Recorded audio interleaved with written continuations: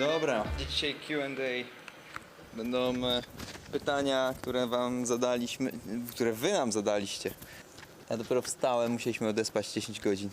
Napijemy się kawę, pan nam, mam nadzieję, zrobi. Nie ma tu czajnika takiego ogólnodostępnego, ale uprosiłem pana, żeby nam zrobił.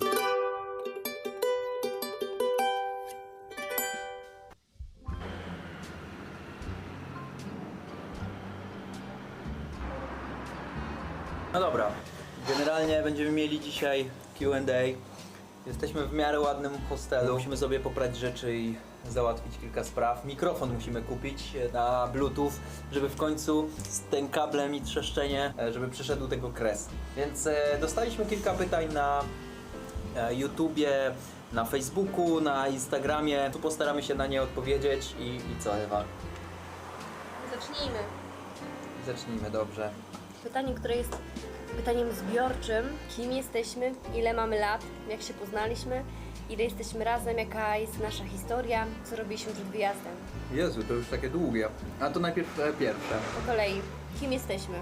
No to proszę, kim jesteśmy, Ewa? Ewa i Kuba. Tak. Ja jestem Jakub, jestem z Bielska Białej, 29 lat, w tym roku skończone, 28 kwietnia. Wcześniej pracowałem w Anglii, zanim poznałem Ewę. Znamy się mniej więcej 2 lata. 2 lata? Rok. Hakiem. Przez ostatnie 10 lat mieszkałem w Anglii, zarabiałem trochę pieniędzy, wyjeżdżałem za granicę na jakieś podróże w stylu Ameryka Południowa czy Półwysep Indochiński. Tak mniej więcej po pół roku. Gdzieś tam nawet wrzucałem filmiki, ale w sumie nieregularnie, więc nie można było mnie tam zbytnio zobaczyć gdzieś na głównej. To jestem Ewa. Ja przez większość życia wychowałam się w Sosnowcu, czyli w mieście niechlubnym. Później poszłam na studia, to mieszkałam w Katowicach, skończyłam 3 kierunki studiów, bo i arteterapię, i muzykoterapię, i de facto coaching, tylko nie obroniłam swojej pracy magisterskiej, bo się wszystko zbiegło w czasie i trochę zwątpiłam w system edukacji. Także z wykształcenia jestem arte- i muzykoterapeutą. Poznaliśmy się gdzieś w zeszłym roku w okolicach czerwca, bo ja wyjeżdżałam, bo właśnie też jeździłam. Na grupie autostopowej się poznaliśmy. Tak. Ja wyjeżdżałam w stronę Grecji, a najdalej do tamtej pory byłam w Bośni i Hercegowinie. Także po prostu byłam ciekawa, czy są jakieś tipy, jakieś takie fajne spoty, gdzie można faktycznie przekimać na dziko i gdzie po prostu warto pojechać. No i ja się odezwałem. I odezwał się Kuba. Przy czym nie byłem byłem raz może w Grecji, przejeżdżałem przez Bałkany rok wcześniej i tak stwierdziłem, że w sumie warto się odezwać, połapać jakieś kontakty. Wtedy mieszkałem w Liverpool, to był 2024 rok. No i odezwałem się do Ewy, żeby tak z nią porozmawiać.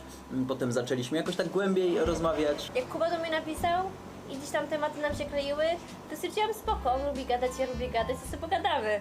Żaden problem. I już dużo gadamy, w sumie bo to jest na razie jedno z pierwszych pytań. No i spotkaliśmy się, po miesiącu się oświadczyłem, Ewa się zgodziła. No i w zasadzie stwierdziliśmy, że wyjedziemy na taką szaloną podróż poślubną. Ja już miałem trochę doświadczenia, więc finalnie znaleźliśmy się tutaj. No a co ty robiłeś, jak byłeś w Anglii? Bo tego nie powiedziałeś. Nie powiedziałem, no. Byłem kucharzem, kelnerem, pasadorem. Miałem kiedyś taki zaprzyjaźniony hotel też, gdzie przyjeżdżałem na kilka miesięcy zarobić i potem jechałem z powrotem w jakąś podróż. Więc dużo rzeczy takich związanych z hotelarstwem. Ja generalnie jestem po szkole hotelarskiej. Znam kilka języków z racji tego, że po prostu nauczyłem się w podróży. Ja co studiowałem to antropologię chyba 1 dzień na Uniwersytecie Śląskim, ale teraz za każdym razem mówię, że to jest moja uczelnia. A jak w ogóle było z tym twoim podróżowaniem? Czy to się wzięło znikąd, czy po prostu zacząłeś, ci się spodobało, czy zawsze chciałeś? Ja zawsze do dziewczyn jeździłem, w sensie jak miałem 15 lat już i nawet wcześniej to jeździłem na rowerze do takiej dziewczyny, a nie będę mówił imienia, nazwiska, ale pozdrawiam cię. Jeździłem za Przeciszów, to jest mniej więcej 50 km od Bielska Białej, może trochę więcej, już nie pamiętam, bo to było kurczę z 14 lat temu około. Ale zawsze gdzieś to podróżowanie mnie fascynowało, potem oglądałem Przez świat na fazie, to też super program. Gościu bez języków potrafił dostać się do Ameryki Południowej, bardzo taki romantyczny mood i tak dalej, więc bardzo mi się to podobało, no i stwierdziłem, że po prostu sam zacznę podróżować. No i tak pojechałem do Ameryki Południowej, potem trochę oszczędziłem pieniędzy i pojechałem na Półwysep Indochiński, więc tak zawsze gdzieś tam chciałem po prostu podróżować i nie rezygnować z tych marzeń i być po prostu sobą. I nieważne jakim kosztem, ważne, żeby po prostu to robić. No i szukałem kobiety, która mniej więcej podziela moje zainteresowania. My mamy z sobą wspólne pasje, no i muzyka, i poezja, i właśnie podróże, czy zainteresowanie światem w ogóle. Zresztą było tak, Bliżej mikrofonu. że od dziecka taką bardzo ważną wartością dla mnie była wolność i ta pogoń za tym, żeby ta wolność i ta autonomiczność była zachowana. A podróże też jedyny sposób na realizowanie tego założenia i podróży i wolności to była podróż autostopem, bo nie miałam środków, żeby podróżować inaczej i nie zgadzałam się na to, żeby finanse mogłyby przeszkodzić mi w realizacji tego.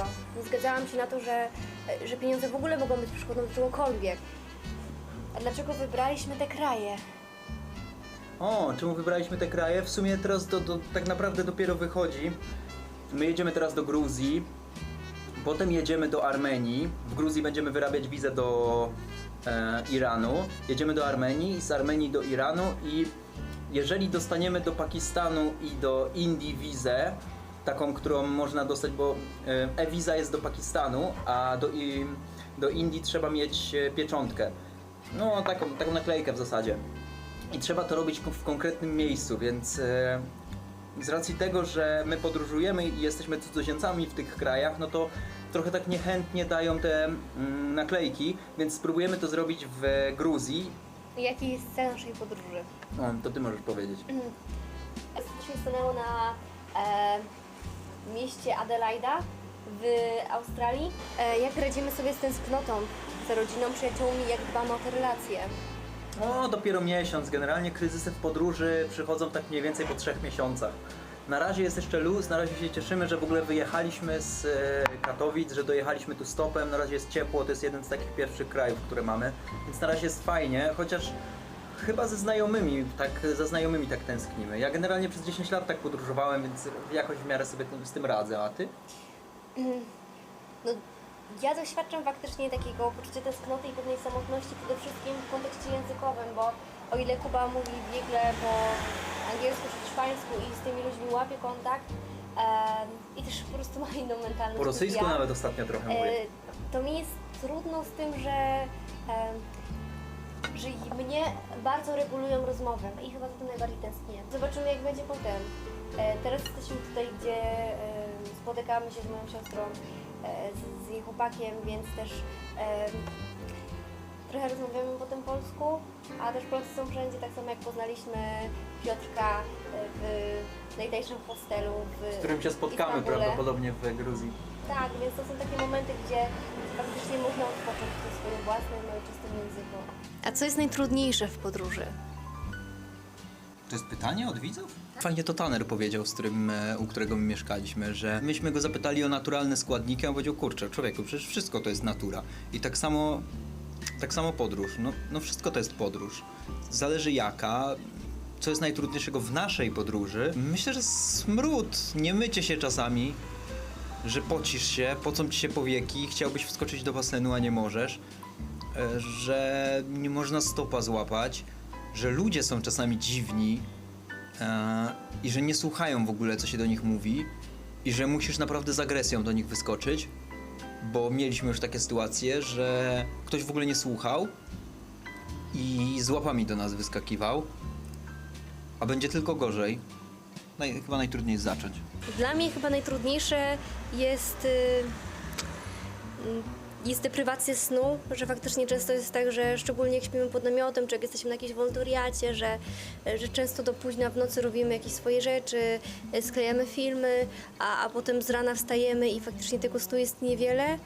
Jesteśmy cały czas we dwoje i cały czas jest to faktycznie takie bycie wystawionym na ekspozycję emocjonalną. Tak, więc myślę, że to jest dla mnie największe wyzwanie, które mam. A kiedy planujemy zakończyć podróż? Kurczę, no jak nam się skończą pieniądze, to jest nasza podróż poślubna roczna autostopem do Adelaidy. Mam nadzieję, że będzie jeszcze dłużej. Co wyskoczy na trasie, nie mam pojęcia, Ewa chyba też nie wie. Miejmy nadzieję, że ten rok, że dotrzemy do Adelaidy. To mogę powiedzieć śmiało. Także zobaczymy, jak nam się to wszystko rozwinie w czasie. No i zobaczymy, bo wiecie, bo może się zdarzyć bardzo wiele rzeczy, których nie przewidzimy. Czy jakaś konieczność hospitalizacji, czy krach psychiczny, czy właśnie skończenie środków finansowych, czy być może będzie takie wydarzenie, które nas ściągnie do Polski, na którym będziemy musieli się pojawić. Także jest to temat otwarty, ale jak rozmawiamy między sobą, to myślimy, że tak ten rok, 1,5 do 2 lat to jest czas, który fajnie by było na to przeznaczyć. I teraz pytanie techniczne. W czym robimy filmy?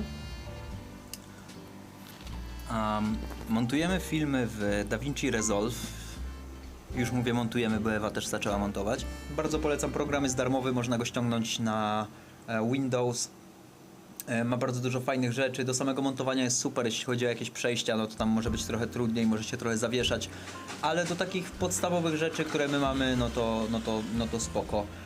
No i to jest też kwestia przejrzystości tego, jak się nagrywa. Jak nagrywasz w konkretny sposób i masz na to plan, wizję, to tam za trzecim filmem potem już to w miarę wychodzi. Nam to dalej nie wychodzi, więc myślenie obrazem też jest ważne. No i wtedy potem po prostu w każdym w każdym najprostszym programie jesteś w stanie zmontować film, jeżeli masz na to wizję przede wszystkim. No bo program czasami nie zastąpi pewnych rzeczy.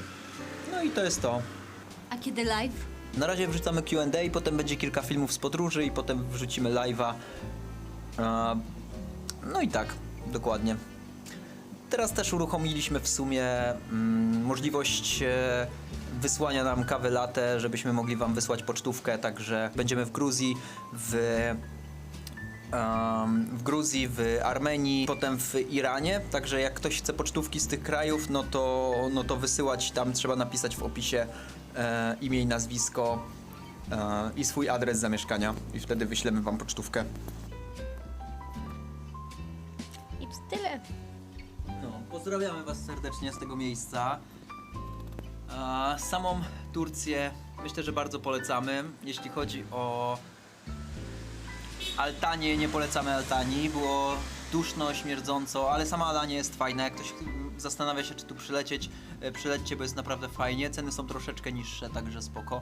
No i kończymy. Myślę, że takim akcentem podsumowującym ten kraj możemy zakończyć. No tak. Chcesz coś jeszcze dodać, Ewa? Dzięki, że jesteście z nami, że oglądacie, że jesteście ciekawi tego i że możemy, że mamy to kogo mówić. To jest dla nas cenne. Będziemy tworzyć społeczność.